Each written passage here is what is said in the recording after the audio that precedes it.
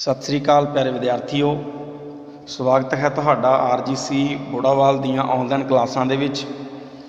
तो MA पंजाबी भाग दूसरा दा जो विशा है सूफी ते बीर काव, उहदे विच मैं तुहाडे नाल गल कीती सी कि दो असां सूफी करने ने, एक शाह हुसैन एक बुल्ले शाह, ते दो जिहड़े है वह बीर काव नाल संबंधित जिहड़े साडे इस चंडी दी वार ते जंगनामा जिहड़ा ਸਿੰਘਾਂ ते फरंगियां दा उन्हां बारे गल करांगे। तो प्यारे विद्यार्थियों, अज दी क्लास दे विच चंडी दी वार बारे मैं तुहाडे नाल गल करांगा। उस तो पहला जो उन्हां दे राइटर ने श्री गुरु गोबिंद सिंह जी, उन्हां दे जीवन बारे जिहड़ी गल है वो तुहाडे नाल थोड़ा स्पष्ट करां। वैसे छोटियां क्लासां तो ही तुसीं इन्हां दे जीवन बारे पढ़दे आ रहे हो। इन्हां दा इतिहास, इन्हां दी जीवनी इन्नी ज़्यादा कह लो भी प्रफुल्लित है कि बच्चा इस चीज़ तो जाणू, परंतु फिर भी तुहाडे सिलेबस का हिस्सा मैं इनू जिहड़ा तुहानूं पॉइंटां दे राहीं इन्हां दे जन्म तो लैके इन्हां दी सारी जीवनी तक वो सब तुहाडे नाल साझा करांगा।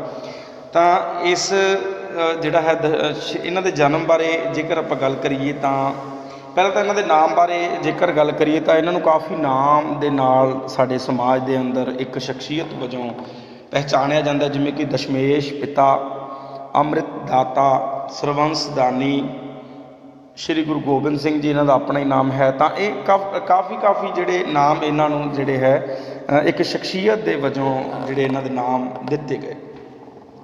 जिहड़ा इन्हां दा जन्म सी वो 26 दसंबर 1666 ईस्वी नूं पिता जिहड़े है पातशाही 9वीं श्री गुरु तेग बहादुर जी ते माता ने गुजरी जी, माता गुजरी जी की कुखों पटना साहिब बिहार जिहड़ा एक स्टेट है, उत्थे एक पटना है, पटना साहिब विच इन्हां दा जिहड़ा जन्म वो होया।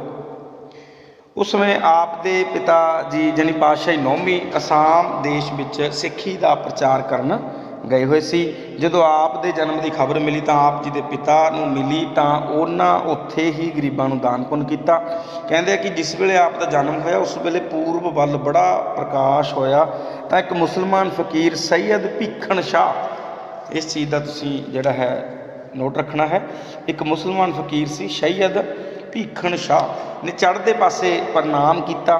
फिर आप दे दर्शनों के लिए पंजाब तो पटने पुजे ते दर्शन करके बड़ा प्रसन्न होया वो जिहड़ा मुसलमान फकीर सी, ते दो कुंजियां आप अगे कर दित्तियां। आपने दोहां जिहड़ा है दो कुजियां आप कहते आप दोहां कुजियां दे हत्थ रख के उन्हां दे छंके निवृत्त कर दिते। पटने विच आपने 6 साल जिहड़े मुढ़ले 6 साल ने वो पहलां उत्थे गुजारे। छोटे हुंदियां ही जिहड़ा है नकली जंगां खेडना जां गुलेल के जरिए निशाने लाना, तीर कमान के जरिए निशाने ला देने, शुरू तो ही जिहड़ा निडर ते दलेरता भरिया तुहाडा जीवन है वो रहा। तो उस तो बाद पिता कोल आउणा, आप जी की उम्र 7 साल की सी जदों आप अपने पिता श्री गुरु तेग बहादुर जी कोल आनंदपुर साहब आ गए सी। इत्थे आपनूं हर तरह की विद्या दी गई। आप जी ने ब्रिज भाषा, संस्कृति ते फारसी जिहड़ियां उस समय दियां प्रचलित ते प्रमुख भाषावां सी ओह भाषावां दा तुसीं ज्ञान भी प्राप्त किया। इत्थों ही आपने शास्त्र विद्या दे विच भी निपुणता प्राप्ति की। हिंदू धर्म लई रखिया जिहड़ी है वो कश्मीरी पंडितां दा आउणा, उत्थे भी आप जी का बहुत अहम रोल जिहड़ा है रहा, क्योंकि उस गल नूं पूर चाढ़न दे लई तां वो तुहाडे ही बोलां दे जरिए वो जिहड़ी पूर्ण गल हो चढ़ी। जद कश्मीरी पंडित श्री गुरु तेग बहादुर जी पास आए, जिहड़ा उस समय का मुगल बादशाह सी राजा औरंगजेब, उसने काफ़ी अत्याचार किए ते उन्हां तो तंग आके गुरु साहिबाना कोल आए। तो गुरु साहिबान कहण लगे कि एक बलिदान की जरूरत है, फिर जाके किते ये चीज़ हट सकती है। परंतु ये गल तुहाडे ये वाक उचारदियां ही श्री गुरु गोबिंद सिंह जी कहण लगे कि वो तुसीं ही कर सकते हो जिहड़ा इस तरह का कोई बलिदान है। तो एक पुत्र द्वारा सिर्फ 9 साल की उम्र दे विच ही ये एडा वड्डा जिहड़ा है उस समय संघर्ष जिहड़ा होना सी वो अपने उत्ते लैके वो टालिया। विद्या की जेकर गल करिए तो 1672 ईस्वी के श्री गुरु तेग बहादुर वालों ਗੋਬਿੰਦ ਰਾਏ ਜੀ ਸਿੰਘ ਤਾਂ ਉਸ ਤੋਂ ਬਾਅਦ ਨੇ, ਗੋਬਿੰਦ ਰਾਏ ਸੀ ਇਹਨਾਂ ਦਾ ਨਾਮ। ਸਿੰਘ ਸ਼ਬਦ 1699 ਤੋਂ ਬਾਅਦ ਲੱਗਣਾ ਸ਼ੁਰੂ ਹੁੰਦਾ, ਕਿਉਂਕਿ ਖਾਲਸਾ ਪੰਥ ਦੀ ਜਦੋਂ ਸਾਜਨਾ ਹੋਈ ਉਸ ਤੋਂ ਬਾਅਦ ਜਿਹੜੀਆਂ ਔਰਤਾਂ ਨੇ ਉਹਨਾਂ ਦੇ ਲਈ ਕੌਰ ਸ਼ਬਦ, ਜਿਹੜੇ ਹੈ ਮਰਦ ਨੇ ਉਹਨਾਂ ਦੇ ਲਈ ਸਿੰਘ ਸ਼ਬਦ ਜਿਹੜਾ ਹੈ ਗੁਰੂ ਸਾਹਿਬਾਨਾਂ ਨੇ ਦਿੱਤਾ। ਤਾਂ ਉਸ ਤੋਂ ਪਹਿਲਾਂ ਜੇ ਤੁਸੀਂ ਸ਼ਬਦ ਵਰਤਣਾ ਹੈ ਤਾਂ ਗੋਬਿੰਦ ਰਾਏ ਜੀ ਨੇ ਪਟਨਾ ਤੋਂ ਮਾਖੋਵਾਲ ਬੁਲਾ ਲਿਆ ਗਿਆ ਅਤੇ ਗੋਬਿੰਦ ਰਾਏ ਜੀ ਦੀ ਸਿੱਖਿਆ ਵੱਲ ਵਿਸ਼ੇਸ਼ ਧਿਆਨ ਦਿੱਤਾ। ਇੱਕ ਰਾਜਪੂਤ ਬਰਜ ਸਿੰਘ ਨੂੰ ਘੋੜਸਵਾਰੀ ਅਤੇ ਯੁੱਧ ਕਲਾ ਸਿਖਾਉਣ ਦੇ ਲਈ ਤੁਹਾਡੇ 'ਤੇ ਨਿਯੁਕਤ ਕੀਤਾ ਗਿਆ। ਇਹਨਾਂ ਨੇ ਅਰਬੀ ਅਤੇ ਫਾਰਸੀ ਦਾ ਗਿਆਨ, ਪੀਰ ਮੁਹੰਮਦ ਸੀ ਉਸ ਸਮੇਂ, ਅਤੇ ਗੁਰਮੁਖੀ ਦਾ ਗਿਆਨ ਜਿਹੜੇ ਮੁਨਸੀ ਸਾਹਿਬ ਚੰਦ। ਇਹ ਤਿੰਨੇ ਚਾਰੇ ਨਾਮ ਤੁਸੀਂ ਧਿਆਨ 'ਚ ਰੱਖਣੇ ਹੈ। ਘੋੜਸਵਾਰੀ ਅਤੇ ਯੁੱਧ ਕਲਾ ਦੀ ਜਿਹੜੀ ਨਿਪੁੰਨਤਾ ਹੈ ਉਹ ਰਾਜਪੂਤ ਬਰਜ ਸਿੰਘ, ਅਰਬੀ ਅਤੇ ਫਾਰਸੀ ਦਾ ਗਿਆਨ ਉਹ ਪੀਰ ਮੁਹੰਮਦ, ਗੁਰਮੁਖੀ ਦਾ ਗਿਆਨ ਮੁਨਸੀ ਸਾਹਿਬ ਚੰਦ ਤੋਂ ਪ੍ਰਾਪਤ ਕੀਤਾ। ਇਸ ਦੇ ਨਾਲ ਨਾਲ ਸੈਨਿਕ ਸਿੱਖਿਆ ਵੀ ਜਿਹੜੀ ਹੈ ਗੁਰੂ ਜੀਆਂ ਨੇ ਪ੍ਰਾਪਤ ਕੀਤੀ। ਵਿਵਾਹ ਦੇ ਵੱਲ ਜੇਕਰ ਜਾਈਏ ਤਾਂ 7-8 ਸਾਲ ਦੀ ਉਮਰ ਦੇ ਵਿੱਚ ਇਹਨਾਂ ਦੀ ਵਿਆਹ ਹੈ ਜਿਹੜੀ ਉਹ ਖੱਤਰੀ ਵੰਸ਼ ਦੇ ਵਿੱਚ ਪੁੱਤਰੀ ਹੈ ਜੀਤੋ, ਮਾਤਾ ਜੀਤੋ ਜੀ ਨਾਲ ਕਰ ਦਿੱਤਾ ਗਿਆ। ਆਪਣੇ ਵਿਆਹ ਤੋਂ ਪਹਿਲਾਂ ਗੁਰੂ ਜੀ ਨੇ ਅਨੰਦਪੁਰ ਸਾਹਿਬ ਦੇ ਨੇੜੇ ਇੱਕ ਨਵਾਂ ਲਾਹੌਰ ਸ਼ਹਿਰ ਆਬਾਦ ਕੀਤਾ, ਕਿਉਂਕਿ ਗੁਰੂ ਜੀ ਸਸੁਰਾਲ ਵਾਲੇ ਲਾਹੌਰ ਦੇ ਰਹਿਣ ਵਾਲੇ ਸੀ। ਉਹ ਚਾਹੁੰਦੇ ਸੀ ਕਿ ਗੁਰੂ ਜੀ ਦੀ ਸ਼ਾਦੀ ਲਾਹੌਰ ਕੀਤੀ ਜਾਵੇ, ਪਰੰਤੂ ਗੁਰੂ ਜੀ ਕਹਿੰਦੇ ਸੀ ਕਿ ਨਹੀਂ, ਜਿਹੜੀ ਅਨੰਦਪੁਰ ਸਾਹਿਬ ਵਿਖੇ ਕੀਤੀ ਜਾਵੇ। ਤਾਂ ਦੋਨਾਂ ਦਾ ਆਪਸ ਦੇ ਵਿੱਚ ਸੀ ਤਾਂ, ਪਰੰਤੂ ਦੋਨਾਂ ਦੇ ਵਿਚਕਾਰਲਾ ਇੱਕ ਦੋਹਾਂ ਧਿਰਾਂ ਦੀ ਨਹੀਂ ਗੱਲ ਪੁੱਗੀ ਤਾਂ ਅਨੰਦਪੁਰ ਦੇ ਨੇੜੇ ਇੱਕ ਨਵਾਂ ਸ਼ਹਿਰ ਹੋਰ ਆਬਾਦ ਕੀਤਾ ਜਿਸ ਨੂੰ ਲਾਹੌਰ ਸ਼ਹਿਰ ਵੀ ਕਿਹਾ ਗਿਆ। ਤਾਂ ਉੱਥੇ ਸ਼ਾਦੀ ਜਿਹੜੀ ਹੈ ਉਹ ਹੋਈ। ਅੱਜ ਕੱਲ੍ਹ ਉਹਦਾ ਨਾਮ ਗੁਰੂ ਕਾ ਲਾਹੌਰ। ਤਾਂ ਗੁਰਗੱਦੀ ਛੋਟੀ ਉਮਰ ਦੇ ਵਿੱਚ ਹੀ ਜਦ ਉਹਨਾਂ ਦੇ ਪਿਤਾ ਨੂੰ ਕੁਰਬਾਨੀ ਜਿਹੜੀ ਹੈ ਦੇਣੀ ਪਈ ਤਾਂ ਉਸ ਤੋਂ ਬਾਅਦ ਗੁਰਗੱਦੀ ਦੇ ਦਾਅਵੇਦਾਰ ਤਾਂ ਗੁਰੂ ਗੋਬਿੰਦ ਸਿੰਘ ਜੀ ਨੇ ਹੀ ਹੋਣਾ ਸੀ। ਤਾਂ 9 ਸਾਲ ਦੀ ਉਮਰ ਦੇ ਵਿੱਚ ਹੀ ਆਪ ਜੀ ਨੂੰ ਗੁਰਗੱਦੀ 'ਤੇ ਬਿਠਾ ਦਿੱਤਾ ਗਿਆ। ਨਿਡਰਤਾ ਸ਼ੁਰੂ ਤੋਂ ਹੀ ਕੁੱਟ-ਕੁੱਟ ਕੇ ਭਰੀ ਹੋਈ ਸੀ। ਨਿਪੁੰਨਤਾ, ਸਮਝਦਾਰੀ ਜਿਹੜੀ ਹੈ ਜਨਮ ਤੋਂ ਹੀ ਸੀ।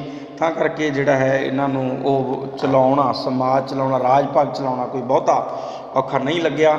ਜੋ ਹੋ ਰਹੇ ਮੌਕੇ 'ਤੇ ਜ਼ੁਲਮ ਸੀ ਉਹਨਾਂ ਨੂੰ ਖਤਮ ਕਰਨ ਦਾ ਪੱਕਾ ਇਰਾਦਾ ਕਰ ਲਿਆ ਅਤੇ ਸਿੱਖਾਂ ਨੂੰ ਆਦੇਸ਼ ਦਿੱਤਾ ਕਿ ਅੱਗੇ ਤੋਂ ਭੇਟਾਂ ਸ਼ਾਸਤਰਾਂ ਦੀ ਹੀ ਲਿਆਇਆ ਕਰੋ। ਫੌਜ ਤਿਆਰ ਕਰਨੀ, ਸਿੱਖਾਂ ਨੂੰ ਹਥਿਆਰਬੰਦ ਕਰਨਾ। ਆਪ ਨੇ ਹਰ ਥਾਂ ਆਪਣੇ ਸਿੱਖਾਂ ਨੂੰ ਹਥਿਆਰਬੰਦ ਕਰਨ ਦਾ ਵੀ ਪ੍ਰੋਗਰਾਮ ਬਣਾ ਲਿਆ।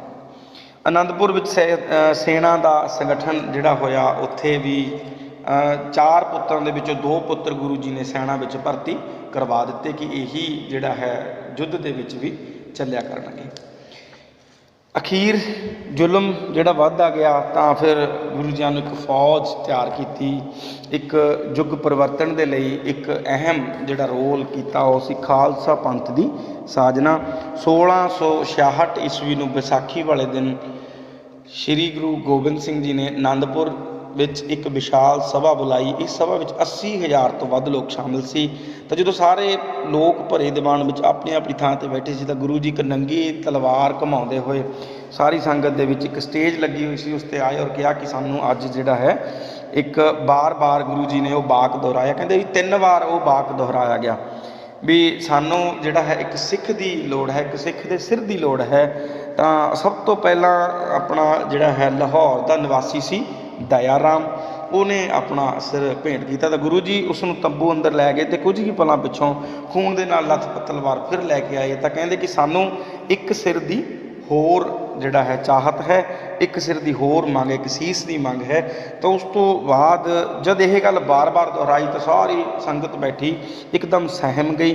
ਪਰੰਤੂ ਤਾਂ ਕੋਈ ਨਾ ਕੋਈ ਪਿਆਰਾ ਤਾਂ ਪਰਮਾਤਮਾ ਦਾ ਹੁੰਦਾ ਹੀ ਹੈ। ਉਸ ਤੋਂ ਬਾਅਦ ਧਰਮਦਾਸ, ਮੋਹਕਮ ਚੰਦ, ਸਾਹਿਬ ਚੰਦ, ਹਿੰਮਤ ਰਾਏ, ਇਹ 5 ਪਿਆਰੇ ਜਿਹੜੇ ਹੈ ਉਹ ਆਪਣੇ ਉੱਥੋਂ ਉੱਠੇ। ਉਸ ਤੋਂ ਬਾਅਦ ਗੁਰੂ ਜੀ ਨੇ ਇਹਨਾਂ 5 ਵਿਅਕਤੀਆਂ ਨੂੰ ਹੀ 5 ਪਿਆਰੇ ਕਹਿ ਕੇ ਪੁਕਾਰਿਆ ਅਤੇ ਇੱਕ ਜਿਹੜਾ ਹੈ ਉਹਨਾਂ ਨੂੰ ਅੰਮ੍ਰਿਤ ਪਾਨ ਕਰਵਾਇਆ, ਅੰਮ੍ਰਿਤ ਛਕਾਇਆ। ਫਿਰ ਖੁਦ ਉਹਨਾਂ ਤੋਂ ਆਪਣੇ ਆਪ ਨੂੰ ਛਕਿਆ ਅਤੇ ਆਪ ਜਿਹੜੇ ਹੈ ਉਹਨਾਂ ਦੇ ਸਿੰਘ ਬਣੇ, ਉਹਨਾਂ ਖਾਲਸਾ ਕਹਾਏ। ਗੁਰੂ ਜੀ ਨੇ ਖੁਦ ਉਹਨਾਂ ਤੋਂ ਆਪਣੇ ਆਪ ਨੂੰ ਅੰਮ੍ਰਿਤਪਾਨ ਕਰਾਇਆ ਅਤੇ ਉਸ ਤੋਂ ਬਾਅਦ ਗੁਰੂ ਗੋਬਿੰਦ ਸਿੰਘ ਜੀਆਂ ਦੇ ਨਾਲ ਸਿੰਘ ਸ਼ਬਦ ਜਿਹੜਾ ਹੈ ਲੱਗਣਾ ਸ਼ੁਰੂ ਹੋਇਆ ਅਤੇ 5 ਪਿਆਰਿਆਂ ਦੇ ਨਾਲ ਵੀ ਜਿਹੜਾ ਹੈ ਉਸ ਤੋਂ ਬਾਅਦ ਸਿੰਘ ਸ਼ਬਦ ਲੱਗਿਆ। ਤਾਂ ਇਹ ਜਿਹੜਾ ਹੈ ਖਾਲਸਾ ਪੰਥ ਦੀ ਸਾਜਨਾ। ਇਸ ਤੋਂ ਇਲਾਵਾ ਗੁਰੂ ਜੀ ਨੇ ਲੜਾਈਆਂ ਜਿਹੜੀਆਂ ਨੇ ਕਾਫੀ ਜ਼ਿਆਦਾ ਲੜੀਆਂ, ਕਿਉਂਕਿ ਪਹਾੜੀ ਰਾਜੇ ਵੀ ਉਸ ਸਮੇਂ ਜਿਹੜਾ ਹੈ ਇੱਕ ਜਿਹੜੀ ਖਾਲਸਾ ਪੰਥ ਦੀ ਸਾਜਨਾ ਸੀ ਉਹਨੂੰ ਦੇਖਦਿਆਂ ਹੋਇਆਂ ਲਵੇ ਲਾਉਣੇ ਜਿਹੜੇ ਪਹਾੜੀ ਰਾਜੇ ਸੀ ਜਾਂ ਮੁਗਲ ਬਾਦਸ਼ਾਹ ਸੀ ਜਿਹੜਾ, ਉਹ ਬੜਾ ਦਹਿਲਿਆ ਵੀ ਯਾਰ ਇੱਕ ਦਿਨ ਇਹਨਾਂ ਦਾ ਰਾਜ ਹੋਣਾ ਤੇ ਸਾਡਾ ਕਿਹਨੇ ਪੁੱਛਣਾ ਕਰਨ। ਤਾਂ ਉਹ ਬਾਰ-ਬਾਰ ਲੜਾਈਆਂ ਜਿਹੜੀਆਂ ਉਹ ਚੱਲਦੀਆਂ ਰਹੀਆਂ। ਤਾਂ ਅਨੰਦਪੁਰ ਸਾਹਿਬ ਦੇ ਵਿੱਚ ਪਹਿਲਾ ਯੁੱਧ ਹੋਇਆ, ਫਿਰ ਕਿਲ੍ਹਾ ਛੱਡਣ ਦੀ ਗੱਲ ਆਈ, ਵਿਸਾਲੀ ਅਨੰਦਪੁਰ ਸਾਹਿਬ ਦੇ ਵਿੱਚ ਦੂਸਰਾ ਯੁੱਧ ਹੋਇਆ, ਚਮਕੌਰ ਦਾ ਯੁੱਧ ਹੋਇਆ। ਇਹ ਸਾਰੀਆਂ ਲੜਾਈਆਂ ਜਿਹੜੀਆਂ ਮੈਂ ਕਿਸੇ ਹੋਰ ਕਲਾਸ ਦੇ ਵਿੱਚ ਤੁਹਾਡੇ ਨਾਲ ਸਾਂਝੀਆਂ ਕਰੂੰਗਾ। ਅੱਜ ਦੀ ਕਲਾਸ ਦੇ ਵਿੱਚ ਸਿਰਫ ਉਹਨਾਂ ਦੇ ਜਨਮ ਬਾਰੇ, ਉਹਨਾਂ ਦੀ ਜਿਹੜੀ ਜੀਵਨ ਹੈ ਉਹਦੇ ਬਾਰੇ, ਖਾਲਸਾ ਪੰਥ ਦੀ ਸਾਜਨਾ ਬਾਰੇ ਤੁਸੀਂ ਜਿਹੜਾ ਹੈ ਸੁਣਿਆ। ਧੰਨਵਾਦ।